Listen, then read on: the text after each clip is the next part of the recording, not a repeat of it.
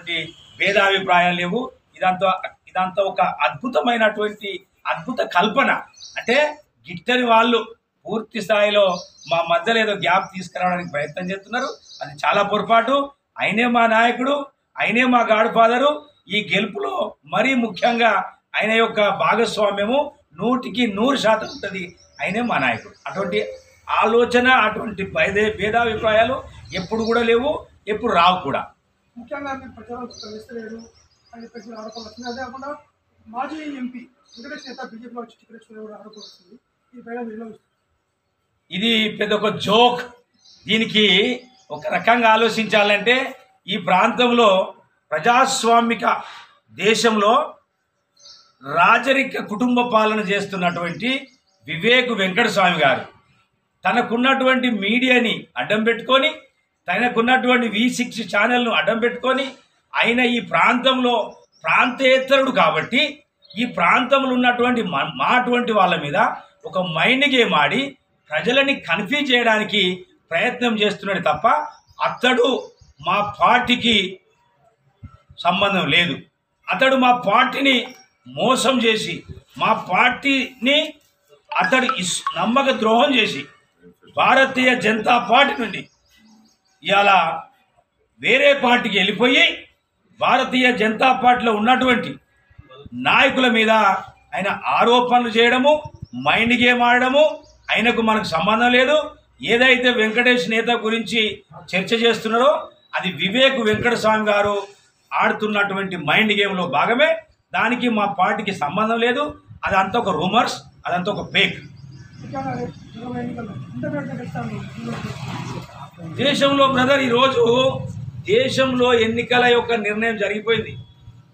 మోదీ గారు ఏదైతే ఇంతకుముందు పార్లమెంటులో చెప్పారు, బయట చెప్పారు, ఏదైతే ఎన్డీఏ ఉందో 400 సీట్లు పైచిలకు రాబోతున్నాయనే సంగతి మోదీ గారు చెప్పారు. 370 సీట్లు భారతీయ జనతా పార్టీకి రాబోతున్న సంగతి అది కూడా మోదీ గారు చెప్పారు. ఇక్కడ చూసినట్టయితే తెలంగాణ రాష్ట్రంలో పూర్తి స్థాయిలో భారతీయ జనతా పార్టీకి మద్దతు ప్రకటిస్తున్నటువంటి ఒక సామాజిక ఉద్యమ నేత మందకృష్ణ మాదిగ గారు తన జీవితాన్ని పణంగా పెట్టి 30 సంవత్సరాల నుండి జాతిలో ఉన్నటువంటి సామాజిక న్యాయం కోసం కొట్లాడుతున్నారు. ఆయన ఒక గొప్ప నాయకుడు. ఆ నాయకుడు కోరుకునేది ఏంది? దేశంలో కూడా సామాజిక న్యాయం జరగాలి, దాంతోపాటు తెలంగాణ రాష్ట్రంలో కూడా జరగాలని కోరుకుంటున్నాడు. ఆయన కోరుకున్నటువంటి కోరిక మేరకు ఈరోజు కాంగ్రెస్ పార్టీ టికెట్లు ప్రకటించట్లేదు. కాంగ్రెస్ పార్టీలో ఏం జరుగుతున్నది? కుటుంబ పాలన. వివేక్ వెంకటస్వామికి పెద్దపల్లి పరిధిలో ఉన్నటువంటి 2 ఎమ్మెల్యే సీట్లు, ఒకటి వివేక్ చెన్నూరు, అతని అన్నైనటువంటి వినోద్కు బెల్లంపల్లి, కొడుకైనటువంటి అమ్ములు బేబీ లాంటోడు వంశీకృష్ణ అంటోనికి పెద్దపల్లి పార్లమెంట్ ఎంపీ సీటు. ఇదా మేము కోరుకునే సామాజిక న్యాయం? ఇక్కడ అడిగినాం మేము. నేను భారతీయ జనతా పార్టీ అభ్యర్థి కూడా అడిగినా, ఇక్కడ సామాజిక న్యాయం జరగాలంటే హైయెస్ట్ పాపులేషన్ ఉన్నటువంటి మాదిగ సోదరులకు 2 ఎంపీ సీట్లు ఇవ్వాలని అడిగినాం. ఇవ్వాలని అన్నాం. కాంగ్రెస్ పార్టీ ఇచ్చిందా? ఇవ్వలేదు. సామాజిక న్యాయానికి వాళ్ళు వెన్నుపోటుదారులు కాంగ్రెస్ పార్టీ. కాబట్టి ఇవాళ సామాజిక న్యాయం కోరుకునే ప్రతి ఒక్క నాయకుడు, అందులో మరీ ముఖ్యంగా దేశంలో మందకృష్ణ మాదిగ గారు ఒక సామాజిక ఉద్యమ నాయకుడు.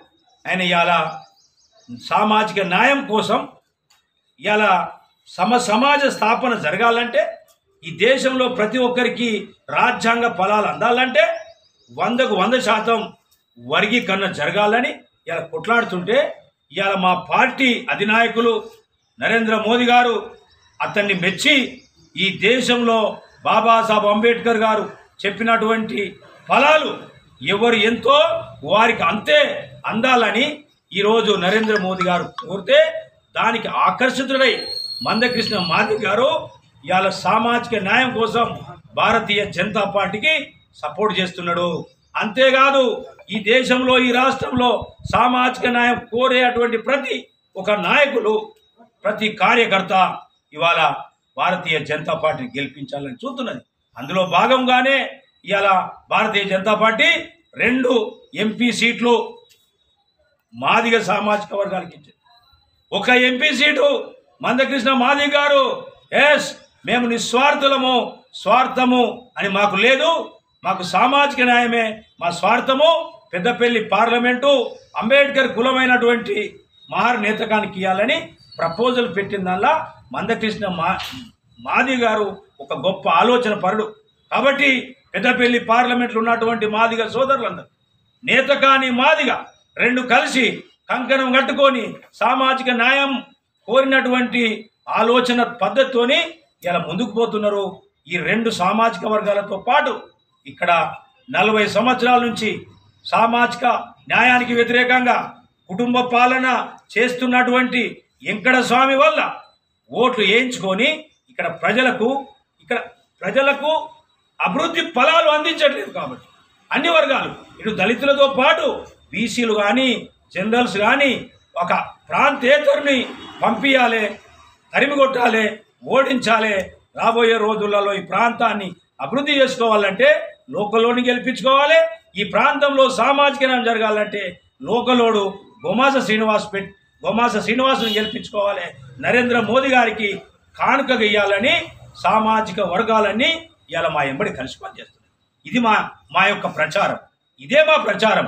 కాబట్టి మేము ఇక్కడ హయ్యెస్ట్ మెజార్టీతో పెద్దపల్లి పార్లమెంట్లో నాకు తెలిసి నాకున్న ఇన్ఫర్మేషను 2 లక్షల పైచిలకు మెజార్టీని గెలవబోతున్నాము.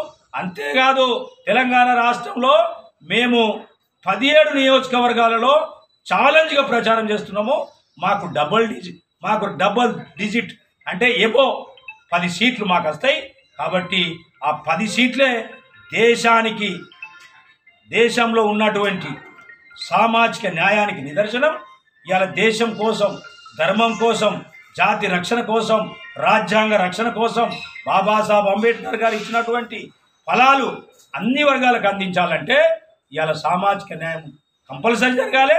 రాజ్యాంగాన్ని అమలు జరగాలంటే ఈ దేశంలో నరేంద్ర మోదీ గారు మరోసారి 3వ ప్రధానమంత్రి కావాలని ఇటు ఎంఆర్పిఎస్ నాయకులు, అటు నేతగాని సమాజం నాయకులు, ఇక్కడ ఉన్నటువంటి లోకల్ మాల సోదరులు, ఇక్కడ ఉన్నటువంటి ప్రతి అగ్రవర్ణాలలో ఉన్నటువంటి ప్రతి నాయకులు, బీసీలు, ఒక మాటలు చెప్పాలంటే పెద్దపల్లి పార్లమెంటు జాతి బిడ్డలందరూ అన్ని వర్గాలు కలిసి ఈరోజు నరేంద్ర మోదీ గారి అభ్యర్థిత్వాన్ని ప్రశంసిస్తూ ఆయన పెట్టినటువంటి నన్ను గెలిపించడానికి ఆలోచన జరిగినట్టు కనబడుతుంది. ముఖ్యంగా మోదీ చరిష్మాతో పాటు అభివృద్ధి పనులు కూడా తమను కనిపిస్తాయని చెప్పి ధీమా చేస్తున్నాడు. అదేవిధంగా పార్టీలో ఎలాంటి వివాదాలు లేవు, మేము అందరం కలిసికట్టుగా పనిచేసుకుంటాం. రానున్న ఎన్నికల్లో భారీ మెజార్టీతో బీజేపీ పెద్దపల్లి గెలుస్తున్న చెప్పేసి కూడా గోపాల్ శ్రీనివాస్ ధీమా చేస్తున్నాడు. శ్రీనివాస్ మంచిర్యాల. పూర్తిగా తెలిసినటువంటి ఈ ప్రాంత వ్యక్తిగా సింగరేణిలో పనిచేస్తున్నటువంటి కార్మికుల కష్టాలు తెలిసిన వ్యక్తిగా ఇప్పుడు ఒకసారి డ్యూటీలో వెళ్ళిపోతే మళ్ళీ తిరిగి రావడం అనుమానంగా భావించే అటువంటి ఉద్యోగాలు. కాబట్టి ఆ యొక్క బాయి మైన్ల ప్రతి కార్మికునికి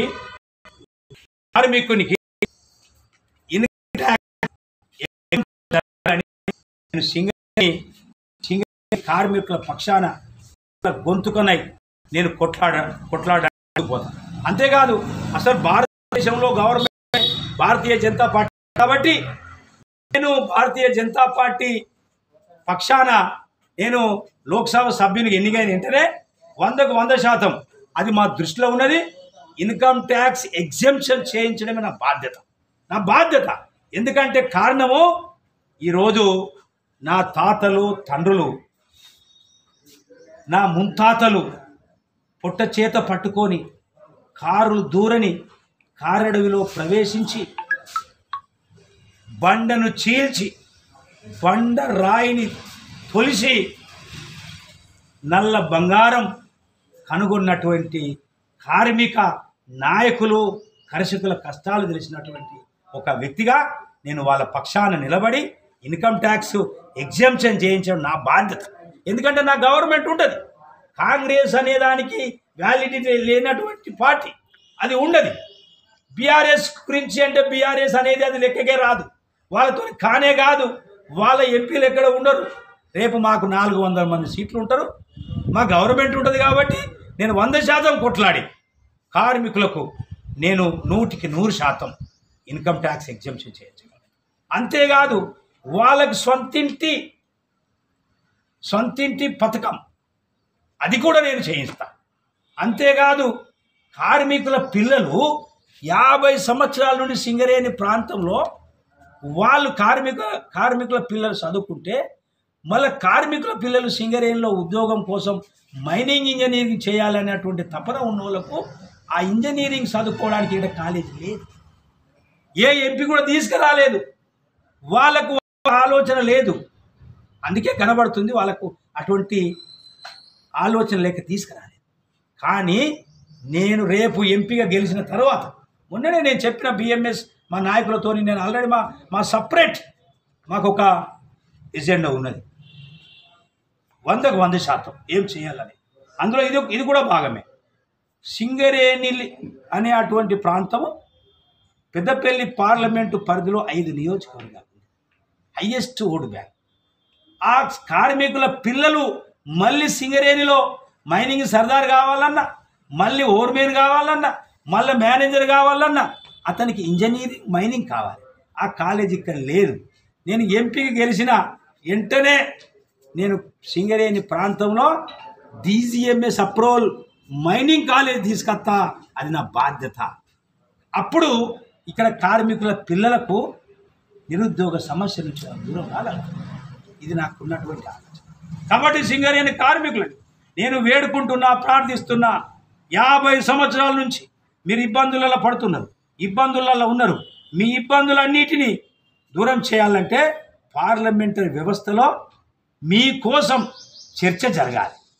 మీకోసం చర్చ జరగాలంటే మీ యొక్క బిడ్డగా భారతీయ జనతా పార్టీ అభ్యర్థిగా నన్ను ఆశీర్వదించండి, నన్ను గెలిపించండి.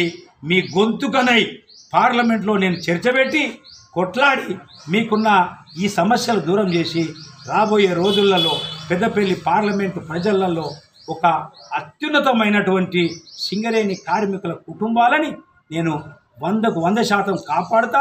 ఇటు ఇంజనీరింగ్ కాలేజ్, అటు ఇన్కమ్ ట్యాక్స్ ఎగ్జంప్షన్, అటు సొంతింటి కళ 100% నేను నెరవేర్చడానికి నేను హామీ ఇస్తున్నా. నేను పార్లమెంట్లో చూపిస్తాను. రైట్గా నిజం. ముఖ్యంగా కూడా ఏదైతే 2 రోజుల క్రితమే ఏదైతే కాంగ్రెస్ పార్టీ నుంచి కూడా వెంకటేష్ నేత కూడా బీజేపీ జరిగింది. అయితే ఒక ప్రచారం జరుగుతుంది, ఏదైతే పెద్దపల్లి పార్లమెంట్కి సంబంధించి కూడా అభ్యర్థులు మార్చే అవకాశం ప్రచారం జరుగుతుంది. నిజం కూడా కాన్స్టిట్యూన్సీ పెద్దపల్లి సెగ్మెంట్ ప్రజలు అంటే ఇట్లా అనుమాన పడతా ఉన్నారు, ఇట్లా ఇబ్బందులు పడుతున్నారు. దాన్ని ఎట్లా చూస్తారు? నిజం కూడా ఏమైనా సమాచారం ఉన్నదా? ఇది పెద్దపల్లి పార్లమెంటు సీటు బీజేపీ గెలుస్తుంది అటువంటి ఆలోచనతోని కాంగ్రెస్లో ఉన్నటువంటి ఆ ప్రాంతేతరుడు నాన్లోకలోడు ఆ వివేక్ వెంకటస్వామి అనేటోడు ఓ ఆలోచన కలిగించి మైండ్ గేమ్ ఆడుతున్నాడు. మైండ్ గేమ్ తప్ప మా పార్టీకి వెంకటేష్ ఆ వ్యక్తి మా పార్టీలో లేడు, ఈయన లేడు, ఆయన లేడు. ఇదొకంత మోసము, ఇదొక మైండ్ గేము, ఇదో ప్రజలని కన్ఫ్యూజ్ చేయడానికి ప్రయత్నం చేస్తున్నారు. ప్రజలు గొప్పోళ్ళు, ప్రజలు కన్ఫ్యూజ్ కారు. మోదీ అంటేనే గ్యారంటీ అంటే మోదీ గారు నన్ను అనౌన్స్మెంట్ చేసిండు జగిత్యాల సభ. ఇలా మోదీ అంటే గ్యారంటీ అంటే మోదీ, ఇంకేం మిగిలింది? ఇదొక మైండ్ గేము. అతని V6 ఛానల్స్, అతనికి ఉన్నటువంటి ఏదైతే ఛానల్స్ పెట్టుకొని మైండ్ గేమ్ ఆడి భారతీయ జనతా పార్టీ ప్రతిష్ట కొద్ది తగ్గించే ప్రయత్నం చేస్తున్నాడు. దాంతో ఇంకా పెరుగుతా తప్ప తగ్గదు. అదొక మైండ్ గేము. అటువంటి ఆలోచన లేదు, అది జరగని పని. నేను ప్రచారంలో దూసుకుపోతున్నా. నాది ఆల్రెడీ ఒక రౌండ్ మొత్తం ప్రచారం అయిపోయింది. నేను ఇది 2వ రౌండ్లో ఉన్నా.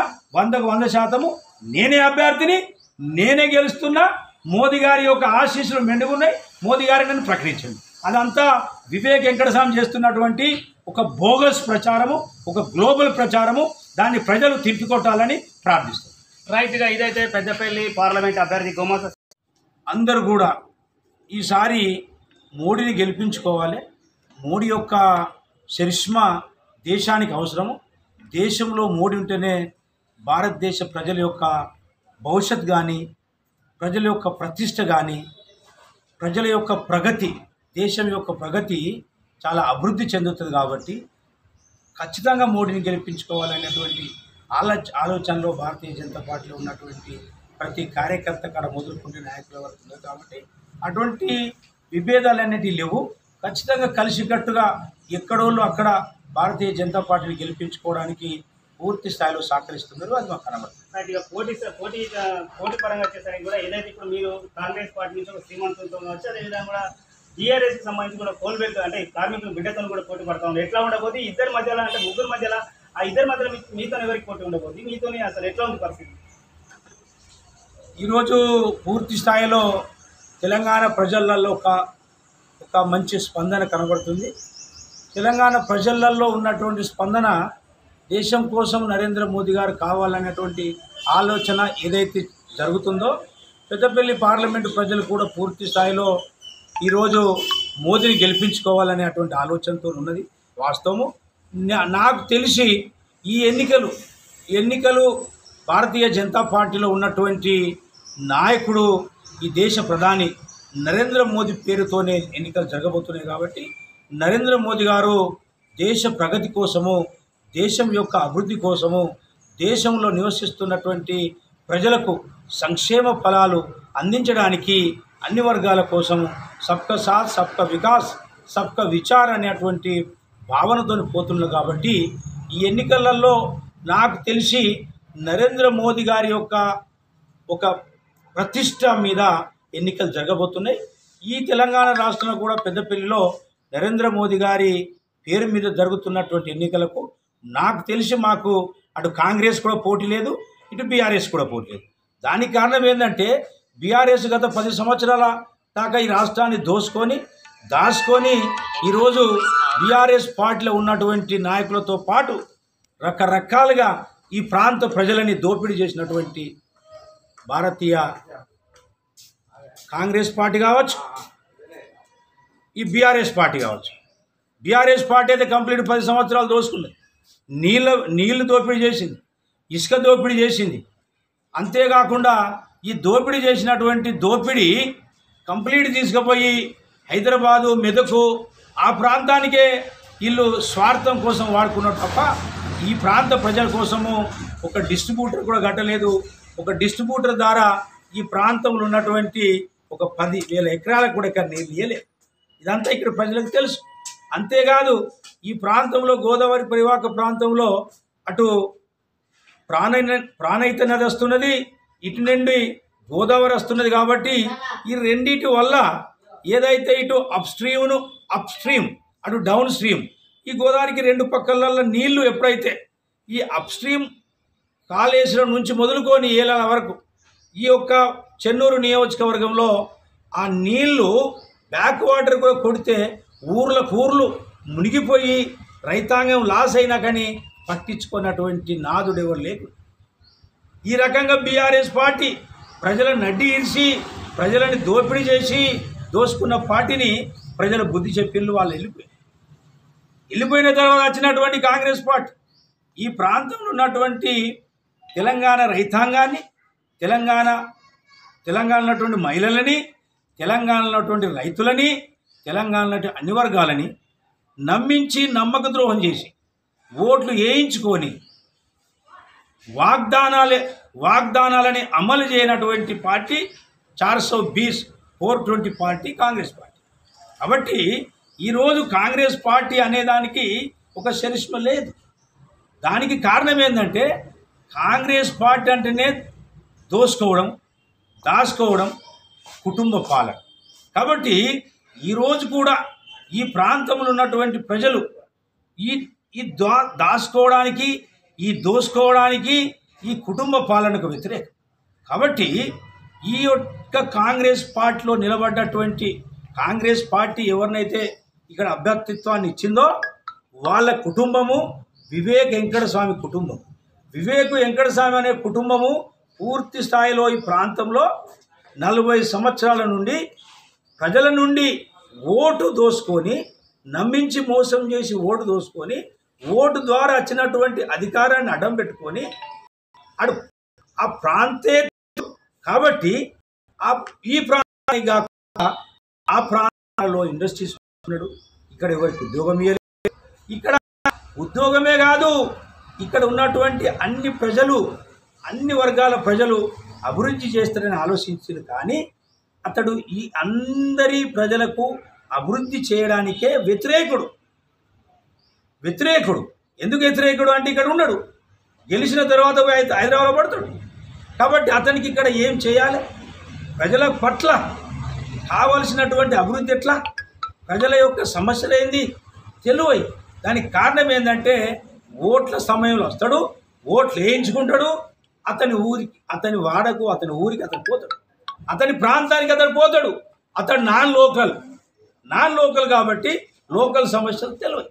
అంతేకాదు అతని యొక్క పాలన పూర్తి స్థాయిలో కుటుంబ పాలనే కాదు, రాజరిక కుటుంబ పాలన. స్వతంత్ర భారతదేశంలో స్వతంత్రం వచ్చిన తర్వాత రాజరిక వ్యవస్థని కొట్టేశారు. కానీ ఇక్కడికి వచ్చేవరకు ఏమవుతుంది, పెద్దపల్లి పార్లమెంటులో రాజరిక కుటుంబ పాలన చేస్తున్నటువంటి కుటుంబము వివేక్ వెంకటస్వామి కుటుంబం. కాబట్టి వివేక్ వెంకటస్వామి అనేటువంటి కుటుంబానికి ఈ ప్రాంత ప్రజల పట్ల అభివృద్ధి చేయాలనే ఆలోచన లేదు. కాబట్టి 60 ఏళ్ళ నుంచి అభివృద్ధి జరగట్లేదు. కాబట్టి అంతేకాదు అతని వల్ల ఇక్కడ ఇంకా దోపిడీ జరుగుతుంది. రిజర్వేషన్లు వస్తాడు, ఆయన కుటుంబము రాజకీయ రిజర్వేషన్ వస్తాడు.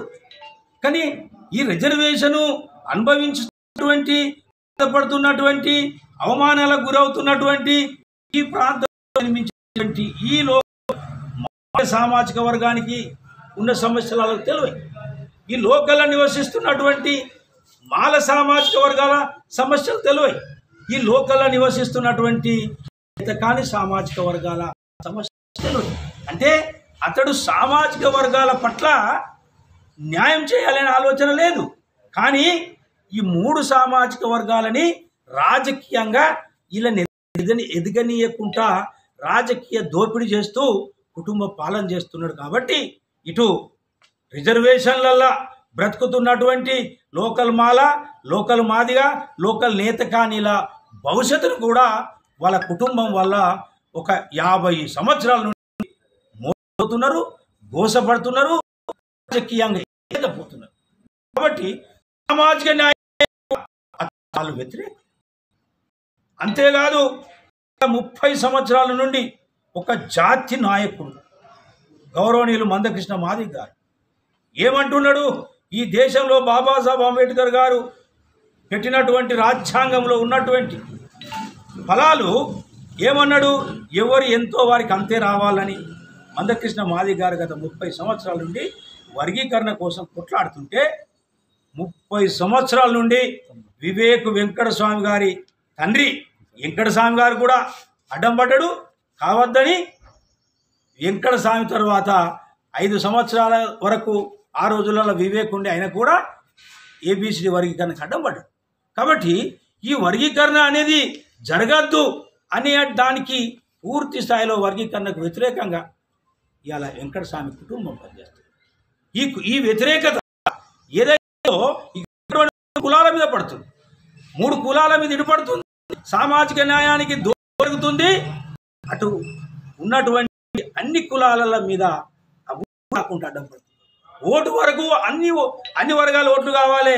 ఓట్లు వేయించుకున్న తర్వాత ఇవాళ ఎస్సీ కానీ, ఎస్టీ కానీ, బీసీ కానీ, మైనార్టీ కానీ, అగ్రవర్ణాలలో ఉన్నటువంటి అందరినీ కూడా అన్యాయం చేయడానికి కారణం ఏంటంటే వాళ్ళ కుటుంబం వల్ల ఒక ప్రాజెక్టు రాలేదు.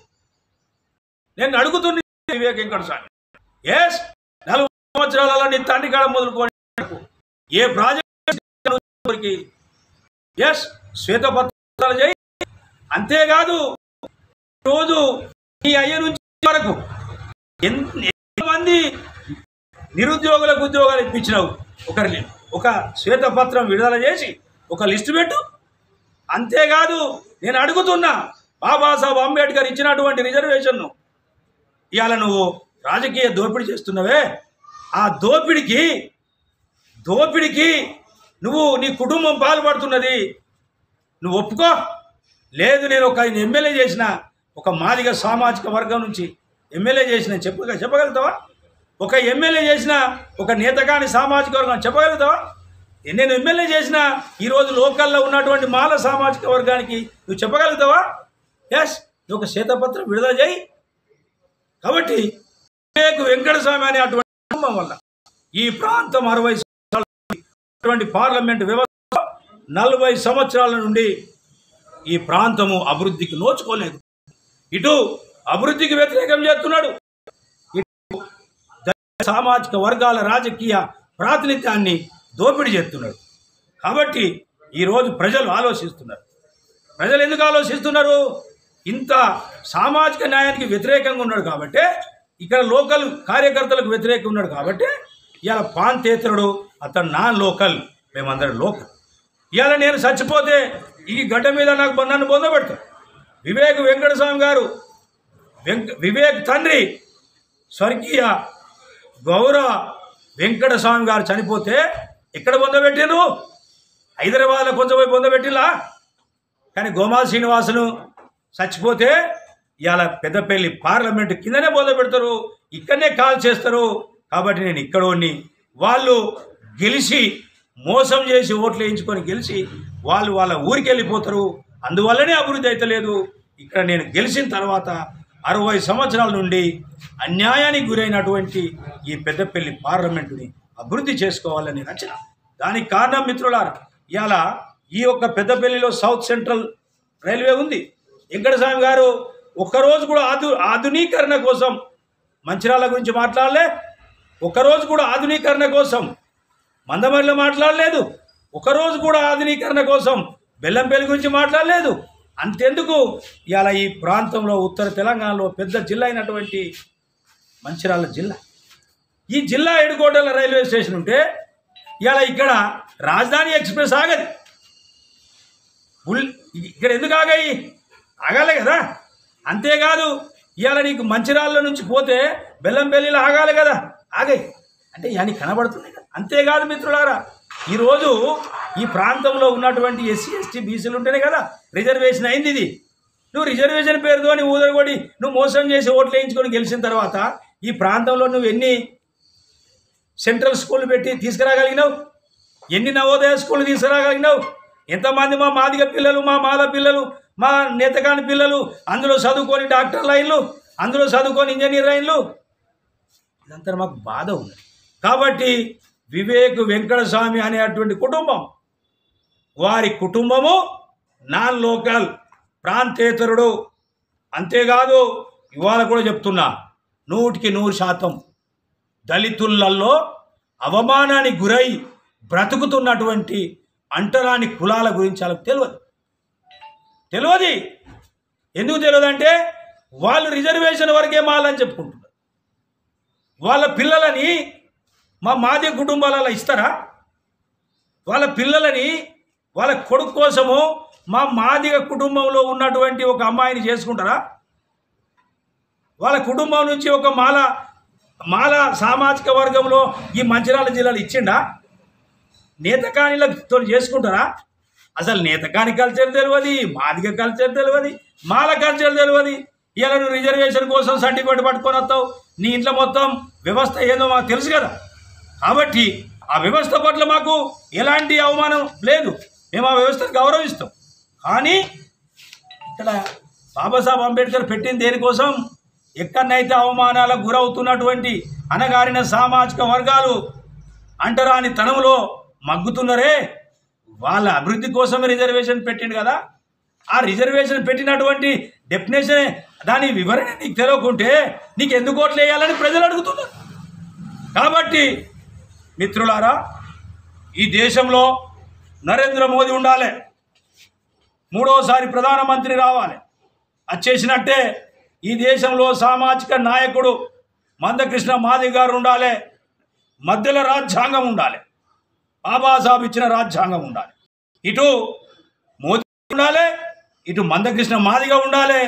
మధ్యలో పార్లమెంటు వ్యవస్థ నడిపిస్తున్నటువంటి భారత రాజ్యాంగం ఉన్నప్పుడే ఈ ఇద్దరు నాయకులు, ఇటు సామాజిక న్యాయం కోసం దేశ నాయకుడుగా కొట్లాడే మందకృష్ణ గారు, ఇటు ప్రజల కోసం, జాతి నిర్మాణం కోసం, దేశ ప్రతిష్ట కోసం దేశాన్ని అనే ఇంటర్నేషనల్ లెవెల్లో గౌరవం తీసుకున్నటువంటి మోదీ గారు ఈ మధ్యలో రాజ్యాంగ ఫలం సామాజిక వర్గాలకు దేశంలో అందాలంటే ఈ 3 ఈక్వేషన్స్తోని మేము పెద్దపల్లి పార్లమెంట్లో ముందుకు పోతాం. కాబట్టి 100% పెద్దపల్లి పార్లమెంటు ప్రజలు ఎస్సీలుగా, ఎస్టీలుగా, బీసీలుగా, మైనార్టీలుగా, అగ్రవర్ణాలలో ఉన్నటువంటి అత్యున్నతమైనటువంటి గౌరవం ఉన్నటువంటి కుటుంబాలుగా మేము కోరుకుంటున్నామో అభివృద్ధి జరగాలి, సామాజిక న్యాయం జరగాలి, రాజ్యాంగంలో ఉన్న ప్రతి ఒక్క ఫలాలు ప్రజలకు అందాలి. కాబట్టి ఈ పద్ధతిలో మేము పార్లమెంట్ ఎన్నికల పోతున్నాం.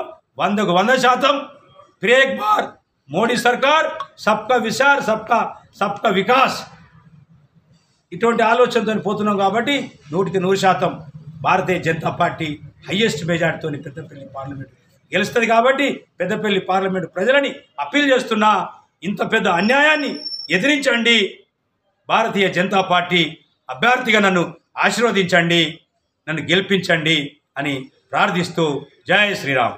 ముఖ్యంగా కూడా సింగరేణి ప్రాంతానికి సంబంధించి కూడా పెద్దపల్లి పార్లమెంట్